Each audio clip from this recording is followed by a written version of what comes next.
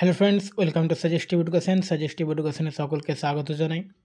RRB group D 2025-এর জন্য যে আমরা জিকের কোশ্চেনগুলো চ্যাপ্টার ওয়াইজ প্র্যাকটিস করছিলাম, তো আমাদের ইতিহাস চ্যাপ্টারটা চলছিল এবং এর 3টে চ্যাপ্টার আগে প্র্যাকটিস হয়ে গেছে।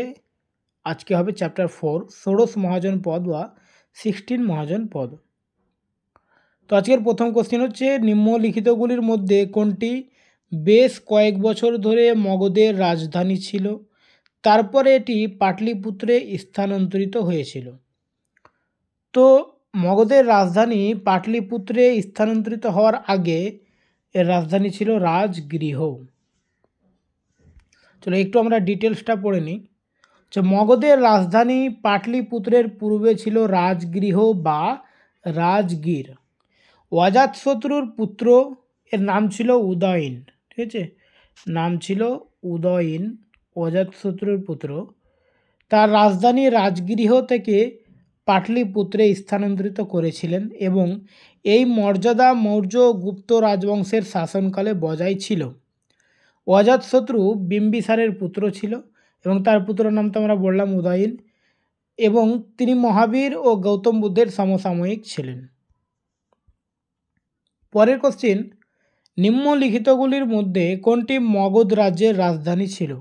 তো মগধ রাজ্যের রাজধানী কী কী বললাম আমরা? একটা হচ্ছে রাজগৃহ বা রাজগীর, আর একটা হচ্ছে পাটলিপুত্র।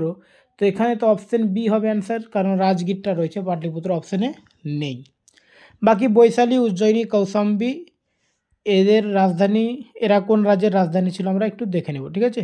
তো মগধের যেটা পড়লাম রাজগৃহ বা রাজগীর, অবন্তী হচ্ছে উজ্জয়িনী, বজ্রী হচ্ছে বৈশালী, বৎসর রাজধানী কৌশাম্বী, ঠিক আছে। উদয়ন মগধের রাজধানী ড্যাশ থেকে পাটলিপুত্রে স্থানান্তরিত করেছিলেন। একই কোশ্চিন বারবার রিপিট হয়েছে। তো উদয়ন মগধের রাজধানী রাজগৃহ থেকে পাটলিপুত্রে স্থানান্তরিত করেছিলেন। উদয়ন 460 থেকে 444 বিসি তার পিতাকে হত্যা করে মগধের শাসক হন। তো যে উদয়ন, তার পিতার নাম কি বললাম? অজাতশত্রু। তার পিতাকে হত্যা করে তিনি মগধের শাসক হন এবং অজাতশত্রু বিম্বিসারের পুত্র ছিলেন, তো তিনিও তার পিতাকে হত্যা করেছিলেন, ঠিক আছে। তিনি সোন ও তিনি সোন ও গঙ্গা নদীর সঙ্গমস্থলে পাটলিপুত্র নগরীর ভিত্তি স্থাপন করেছিলেন। তিনি তার রাজধানী রাজগৃহ থেকে পাটলিপুত্রে স্থানান্তরিত করেন কারণ এটি সাম্রাজ্যের কেন্দ্রস্থলে অবস্থিত ছিল। আর্য সভ্যতার সর্বোচ্চ সময়ে গঙ্গা উপত্যকার জেলা সংখ্যা ছিল। তো আমরা যে চ্যাপ্টারটা পড়ছি ওটা চ্যাপ্টারের নামই হচ্ছে ষোড়শ মহাজন পদ বা 16 মহাজন পদ। তো ওই আর্য সভ্যতার সর্বোচ্চ সময়ে, অর্থাৎ আর্য সভ্যতার পরবর্তী সময় যেটা, সেই সময় গঙ্গা উপত্যকার 16টি জেলা ছিল, যাদেরকে ষোড়শ মহাজন পদ বলা হয় একসঙ্গে। খ্রিস্টপূর্ব 6ষ্ঠ শতাব্দীতে 16টি মহাজন পদ উদ্ভূত হয়েছিল। এই 16 মহাজন পদ ছিল প্রাচীন আর্য সভ্যতার পূর্ব সময়ের গঙ্গা উপত্যকার 16টি জেলা। এই 16টি মহাজন পদের উল্লেখ্য বৌদ্ধ ধর্মগ্রন্থ অঙ্গুত্তর নিকায়, খুব ইম্পর্টেন্ট পয়েন্ট এটা, যে ষোড়শ মহাজন পদের কথা আমরা কোথায় পাই? তো বৌদ্ধ ধর্মগ্রন্থ অঙ্গুত্তর নিকায়ে পাই। জৈন ধর্মগ্রন্থ ভগবতী সূত্রতে পাওয়া যায় এই মহাজন পদগুলোর কথা। এবং এই 16টি মহাজন পদের মধ্যে মগধ, যার রাজধানী ছিল গিরিব্রজ বা রাজগৃহ, যেটা একই, ঠিক আছে, বৎস, কৌশাম্বী, কোশল, শ্রাবস্তী এবং অবন্তী, উজ্জয়িনী সর্বাধিক প্রসিদ্ধ ছিল। প্রাচীন ভারতে রাজ্য বা প্রশাসনিক একককে মহাজন পদ বলা হতো। চলো পরের কোশ্চেন হচ্ছে, বিম্বিসার ছিলেন ড্যাশ।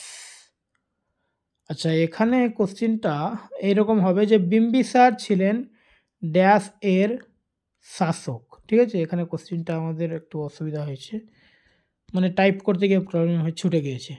তো বিম্বিসার ছিলেন ড্যাশের শাসক। তো বিম্বিসার ছিলেন মগধের শাসক। বিম্বিসারের পরে তার ছেলে অজাতশত্রু মগধের শাসক হন। অজাতশত্রুর পরে তার ছেলে উদয়ন শাসক হন। ঠিক আছে, এইভাবে চলতে থাকে আর কি। তারপরে দেখো, আচ্ছা এখানে একটু ডিটেলস লেখা রয়েছে, আমরা এটা দেখে নিই। মগধের রাজনৈতিক আধিপত্যের উত্থান বিম্বিসারের শাসনকালে শুরু হয়। হর্ষঙ্ক বংশের, এটা হর্যঙ্ক হয়েছে, এটা হর্ষঙ্ক হবে, ঠিক আছে, হর্ষঙ্ক রাজবংশের ছিলেন এবং 52 বছর শাসন করেন। তো বিম্বিসার কোন বংশের রাজা ছিলেন? হর্ষঙ্ক বংশের, এটাও ইম্পর্টেন্ট পয়েন্ট। বিম্বিসার মহাবীর ও গৌতম বুদ্ধের সমসাময়িক ছিলেন এবং তাদের সমানভাবে সম্মান করতেন। তার পুত্র অজাতশত্রু তাকে হত্যা করে ক্ষমতা দখল করেন, যেটা আমরা 1 নম্বর কোশ্চেনে বললাম আর কি। বিম্বিসারকে হত্যা করেন অজাতশত্রু, আবার অজাতশত্রুকে তার ছেলে উদয়ন হত্যা করেন।